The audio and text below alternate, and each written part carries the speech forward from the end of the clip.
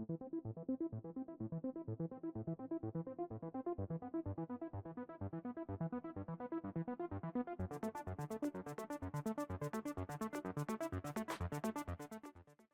everyone, welcome back to the range. My name is Matt, also known as the King of Armor Destruction, the Armor Wizard Zap Zap, and Mr. For Science. And that's what I've got for you today, a body armor demo with a little bit of variables involved. In full transparency, Corey over RMA 3 years ago found out I was doing this quote-unquote experiment, and he sent us some RMA 1155 level 4 plates to do this experiment with. I myself, like many others, have tested our 1155 quite extensively on YouTube. We've stopped all kinds of weird armor-piercing threats against this budget-oriented level 4 plate. Essentially for this test, we have 3 plates that we're going to see how weather has affected them. This one right here is our control plate that we've left indoors since 11/14 of 2020. This plate right here was left outdoors in the sun, rain, snow, winter, and heat. And the third plate here, Mr. Swamp Thing, was thrown in a fish net in our swamp out there, so it's been soaking in water for 3 years straight. Now, if this is the first time you're viewing my channel, I do all my body armor demos completely different than everyone else on YouTube, except for maybe 1 or 2 people. Since this is rifle armor, we shoot at 45 feet. That is the official NIJ testing distance. We also shoot at 0 degrees because that is worst case scenario. If anything, I want to represent the worst possible scenario so that if we stop around, you guys have confidence in the stuff that you're looking at procuring. We also use a giant clay briefcase filled with Roma Plastilina #1 clay. Looking for sponsors, by the way. That acts as our compressible media to put the body armor up against. It weighs 80 pounds. Now again, it's only 30 degrees outside today, so it's very, very cold. It's an oil-based clay. So the NIJ actually has to heat it up to 100 degrees and they drop a ball on it and certify it. And they have, you know, an indoor environment that they can control some of those temperatures. Once I take it out of my heating element, the temperature on it starts to drop. So we're just looking for a representation of what back face could be. If you see something like 70 millimeters in my clay, in official NIJ clay, that will be failing. The NIJ allows for up to 44 millimeters of back face. This does employ an edge-to-edge ceramic strike face, and again, per an NIJ standard, normally we would drop the plates on their face 2 times as a preconditioning test.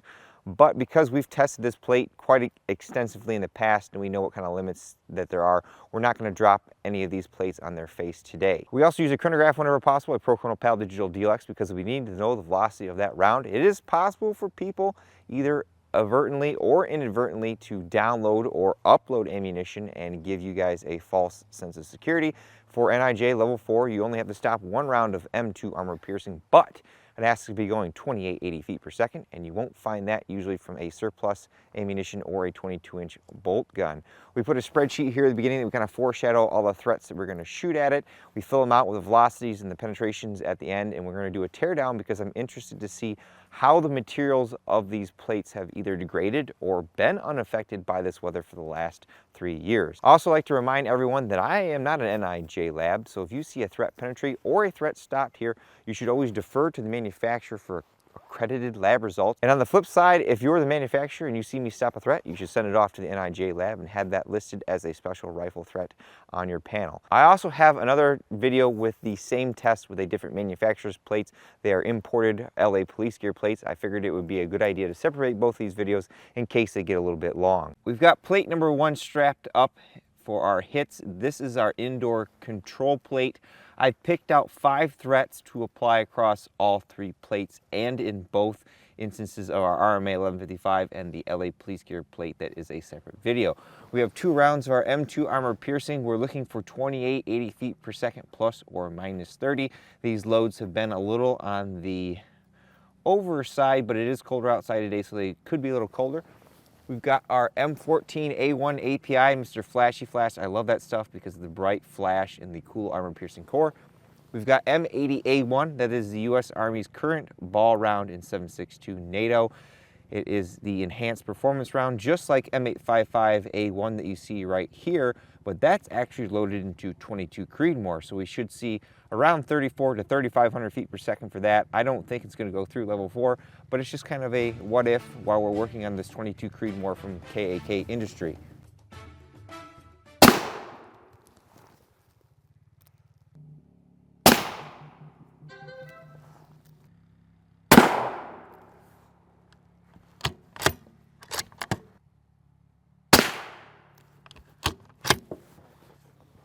And now our M855A1 in our 22 Creedmoor. This is an 18-inch upper from KAK.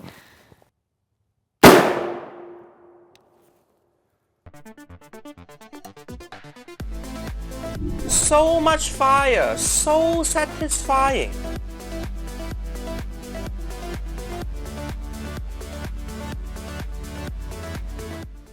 The whole goal of this test is not necessarily to cause a penetration, because we certainly could if we shot M993 at this stuff. We're just trying to see what the elements have done to the internal components. M2AP shot number 1 and 2, the API shot there, our M80A1 shot down here, and then our super fast M855A1 down there. Place those bets in the comments below. No pass-throughs, folks. Like I said, our clay is cold.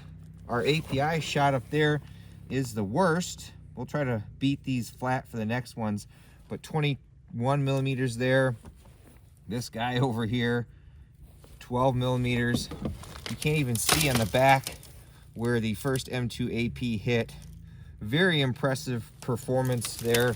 We will tear these down when we're done to see what the insides look like, but let's move on to the outdoor plate. Plate number 2 is ready to go. This is the outdoor plate.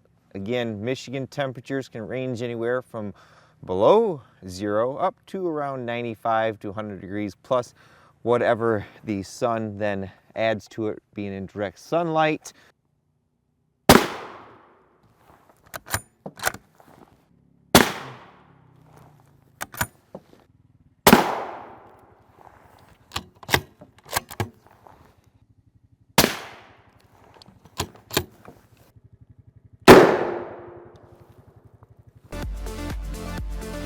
So much fire, so satisfying.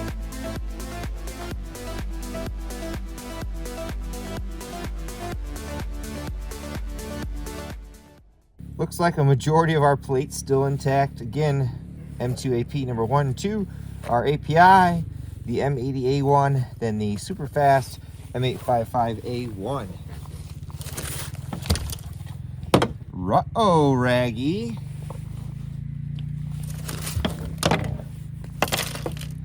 We actually had a penetration from the API and from that second shot of M2AP. This is an edge-to-edge plate. We'll have to check the velocities of those, but the M2AP that's center of mass was stopped, and there literally is no back face deformation there. There is a little dimple from the M80A1 and even the M855A1. It will be interesting to see the waterlogged one if the results are the same. Very, very interesting. This thing stinks, by the way. Back face is controlled, nothing to write home about, just like the other one. Cool.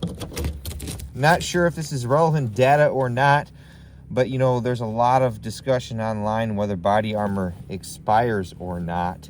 And more so, that warranty is a coverage period from the manufacturer.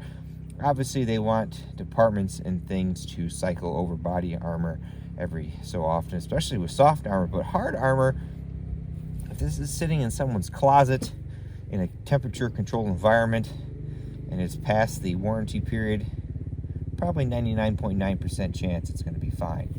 Plate number 3 is our waterlogged version. It's been under about 4 to 5 foot of water. Again, for the past 3 years, same shot arrangement.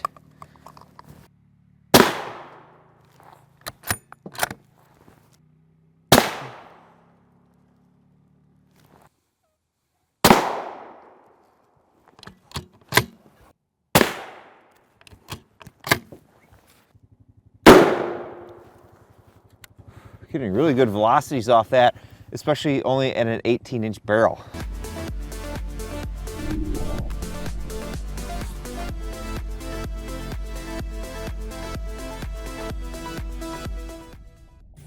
This plate looks a little worse for wear, folks. That black goo is everywhere. I don't know if you can see the... Ugh. R.A.N.G.E. We had a penetration again from the API, but our second shot of M2AP looks to have been stopped. We will peel this cover off here and check. It looks like just the back fabric is broken, but we will confirm. All of our other threats were stopped. That shot in the middle there, again, there's literally no deformation there. The API is proving to be a king among kings in terms of destroying some of this armor. Back face wise, that's going to be the worst right there. 36 millimeters. The M80A1 14. Very, very controlled. This is a solid budget-oriented level 4 plate. The downside is they are right around 8 pounds. I'm not sure what it weighs now, but the 1165 is an upgrade to this. I'd like to get my hands on that. If you think RMA should send me some of those to do the same test on, drop a comment below, and maybe we'll get them to send us 3 of those to do the same outdoor test, because they use a polyethylene backer on those versus this e-glass. Now for a fan favorites, the teardown, paging Dr. Mata surgery. We're not going to measure any of the thicknesses of any of the materials here because we've covered that in the past when demoing these particular armors. Here's our indoor control plate. There's the back again, NIJ certified at the time, 2020 for these plates. Here's the ceramic. A majority of it actually still is intact. This is the advantage of the 1165. I haven't tested it yet, but I know they laminate that strike face, so it should hold together better than these. We've got our e-glass backer. You can see a majority of those threats. Even the M2AP didn't even get past the ceramic. The API does a really good job though. Confirmed, no penetrations on plate number 1. We did scratch that. It just is a dimple and it's just breaking that material there. No penetrations. Plate number 2 is the outdoor plate.